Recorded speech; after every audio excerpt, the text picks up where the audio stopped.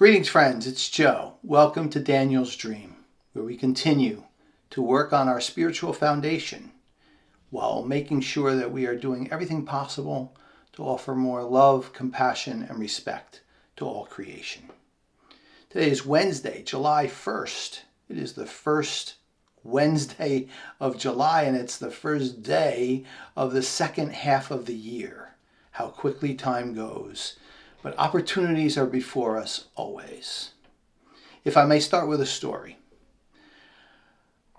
Several years ago, when Daniel the Beagle was still here as part of our family, I was contacted by a very large rescue organization to come to Washington, D.C. and do a presentation on how we could ban the gas chambers nationally. I hadn't traveled in a while. I got to the train station, thought I had the right ticket, thought I was getting on the right train, until that train stopped only about 20 miles away here in New Jersey on the way down to DC, and I was told by the conductor that I had the wrong ticket and I was on the wrong train. I immediately had this sinking feeling in my stomach, like, oh no, what do I do now?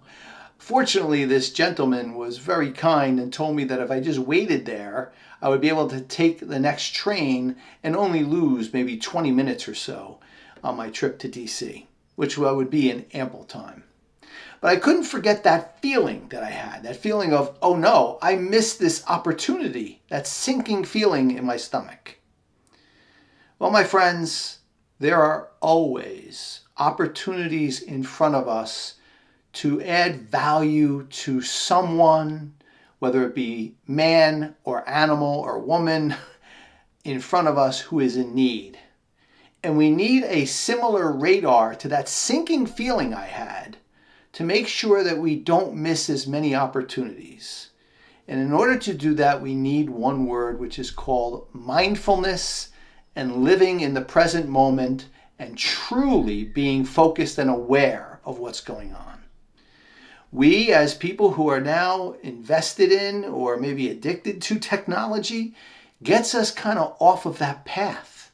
And when we're off of that path and we're either scrolling too much on a phone or watching too much television or whatever the case may be, we are losing that mindfulness focus that what is in front of us, what God is putting in front of us, are opportunities to help others. And that help comes in many simple forms. A prayer, a kind word, an encouraging word, someone in rescue, someone who does something that you admire, whether it be a teacher, whatever the case may be. That mindfulness focus needs to be there, and that radar needs to be as strong as that day that I missed the train on my way to give that presentation. Can we do it? Of course we can.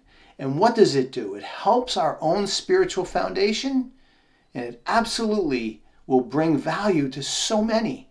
And think about it, it's a ripple effect. If so many of us are doing this more effectively, so many more are helped, and so much more good can happen.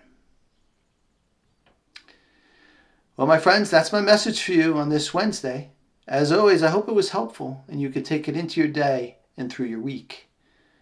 I want to offer you, as I always do, any questions, comments you have. I'm happy to receive them and answer them. But I'm always appreciative of your presence here with me.